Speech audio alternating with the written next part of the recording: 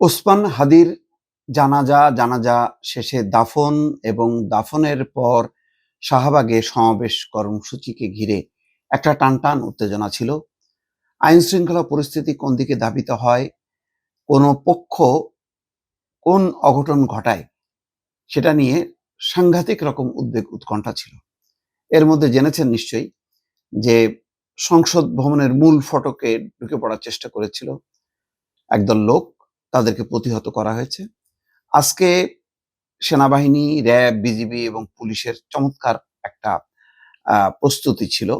শাহবাগের কি কর্মসূচি দেওয়া হয়, সেখানে একটি অনির্দিষ্টকাল পরিস্থিতি তৈরি হয় কিনা সমাবেশের, সেটা নিয়েও একটা উদ্বেগ উৎকণ্ঠা ছিল। ইনকলাব মঞ্চ থেকে বারবার বলা হয়েছে তাদের বাইরে আর কেউ কোনো কর্মসূচি দিতে পারবে না এবং সেটা যাতে কেউ অনুসরণ না করে। শেষ পর্যন্ত সেটি প্রতিষ্ঠিত হয়েছে এবং শান্তিপূর্ণভাবে শেষ হয়েছে।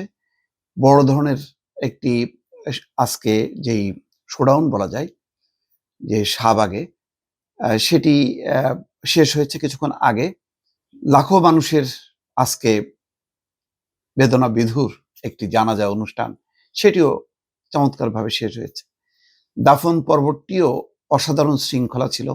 পরিবারের সদস্য এবং খুব কাছের কেউ কেউ ছাড়া আর কেউ সেখানে ভিড় করতে দেয়নি আইন শৃঙ্খলা বাহিনী। সব মিলায় আজকে এই অনুষ্ঠানটা বা পুরো ঘটনাটা দাগ কেটেছে। যদিও 24 ঘন্টার আলটিমেটাম দেওয়া হয়েছে হত্যাকারীদের গ্রেপ্তারের জন্য, সরকারের উপর একটি চাপও তৈরি হয়েছে, স্বরাষ্ট্র উপদেষ্টার পদত্যাগ দাবি করা হয়েছে। তারপরও মানুষের যে দাবি, সেই দাবিটা সত্য। সরকারের কাছেই তো দাবি জানাবে। সরকার তার আন্তরিকতা কতটুকু বহিঃপ্রকাশ ঘটিয়েছে সেটা নিশ্চয়ই মানুষ বিবেচনা করবে এবং সামনে তারা কি করতে চায়, সরকার কিভাবে এই রহস্য অনুসন্ধান করবে বা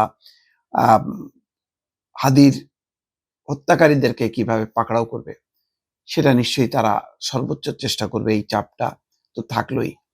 সবচেয়ে বড় কথা হলো যে দুদিন ব্যাপী যে সহিংসতা এবং আজকে ব্যারিস্টার আনিসুল ইসলাম মাহমুদের চট্টগ্রামের হাটহাজারী বাড়িতে পর্যন্ত আজকে হানা দিয়ে সেখানে আগুন ধরিয়ে দেওয়া হয়েছে, সেই সহিংসতার আলামতগুলো শেষ হয়নি কিন্তু।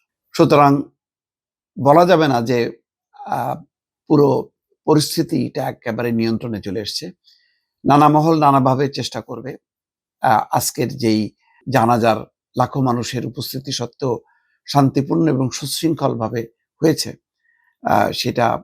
এটা সাংঘাতিক রকম একটা মানুষের এটি একতা মানুষ বুঝতে পেরেছে যে হামলা করে জ্বালিয়ে পুড়িয়ে নয়, শান্তিপূর্ণভাবে শোকের মধ্য দিয়ে এবং ঐক্যবদ্ধ থেকে এই ঘটনাগুলো, অনাকাঙ্ক্ষিত পরিস্থিতিগুলো মোকাবেলা করতে হবে। যদি সহিংসতা চলতে থাকে তাহলে আন্তর্জাতিক অঙ্গনে বাংলাদেশের ভাবমূর্তি নষ্ট হবে এবং বাংলাদেশ বেকায়দায় পড়বে এবং অনেকগুলো দেশি বিদেশি পক্ষ আছে যারা এখন ওত পেতে আছে বাংলাদেশের একটা বিশৃঙ্খলা ঘটিয়ে যাতে নির্বাচনটা না হয়। তো মোটামুটি একটা পরিস্থিতি তৈরি হলো। আশা করা যায় যে আগামী কাল পরশু এই 2-3 দিন আরো পরিস্থিতির উন্নতি ঘটবে এবং তারেক রহমানের আশার মধ্য দিয়ে হয়তো পুরো নির্বাচনী একটি অভিযাত্রায় দেশ সামিল হবে, সেটি দরকার। কোনো পক্ষ চাইছে এইসব ঘটনাগুলোকে পুঁজি করে যাতে নির্বাচন বানচাল করা যায়, নির্বাচন ব্যাহত করা যায়। আজকে সালাউদ্দিন আহমেদও পরিষ্কারভাবে বলেছেন যে কিছু লোক অশান্তি সৃষ্টি করছে, তাদের লক্ষ্য হচ্ছে নির্বাচনকে ব্যাহত করা। এটা পরিষ্কার। আজকে দুঃখজনকভাবে মির্জা ফখরুল ইসলাম আলমগীর হঠাৎ করে অসুস্থ হয়ে পড়েছেন, তাকে আজকে দেখা যায়নি। দেখা না গেলেও আজকে বিএনপি, জামাত, এনসিপি প্রত্যেকটা রাজনৈতিক দল দায়িত্বশীল ভূমিকা পালন করছে।